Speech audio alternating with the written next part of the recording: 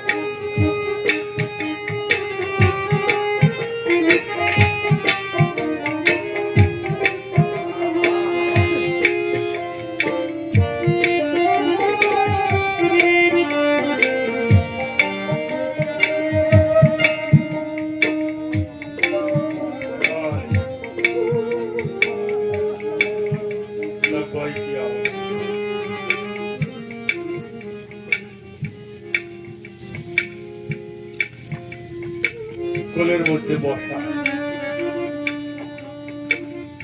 আদর করে আমার রসুল বলে, ভাই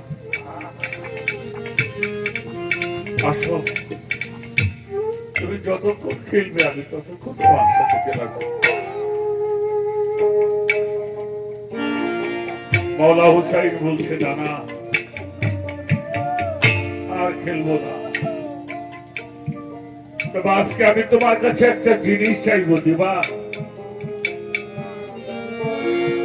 নবীজি চোখের পানি ফেলে বলে, ভাই তুই কি চাস? যা চাবি আমি চাই। একটা বাচ্চা কি চাই বলো? একটা খেলনা চাবে, 10টা টাকা চাবে। নবীজি বলছে, তুমি যা চাবে তাই দিব, বল কি চাস?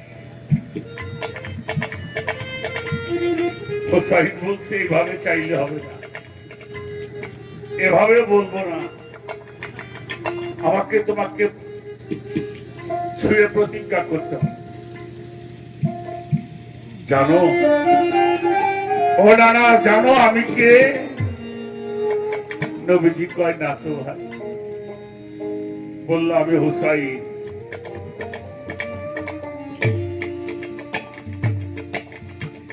নবীজি হুসাইনকে ধরে বলেছিল, বল তুই কি চাস, আমি তোকে তাই দিব।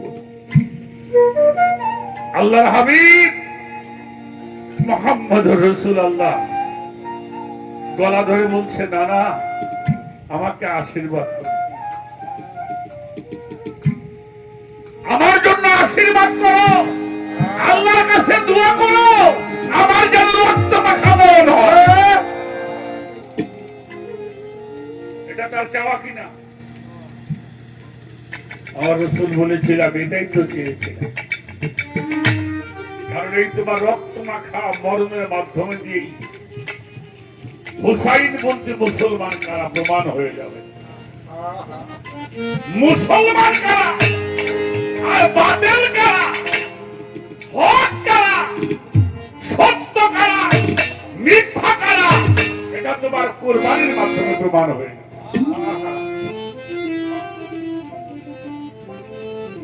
এই কথাটাকে ঢাকবার জন্য বহু রকমের ঈদ কিসসা আমরা জগৎ ভরে শুনে আসছি। আজও বড় দুঃখ লাগে, বলতে হবে দুটি কথা। মহরমের চাঁদ আর 10 দিন চলে গেল, বাংলাদেশে 7 লক্ষের উপরে মসজিদ, নাকি ভুল কইতেছি? 2.5 থেকে 3 লক্ষ দরবার শরীফ। মুসলিম বাংলাদেশে 100 দরবার শরীফে বা 200 দরবার শরীফ এই মহরম সম্বন্ধে আলোচনা পালন কিন্তু 10 দিন চলে গেল,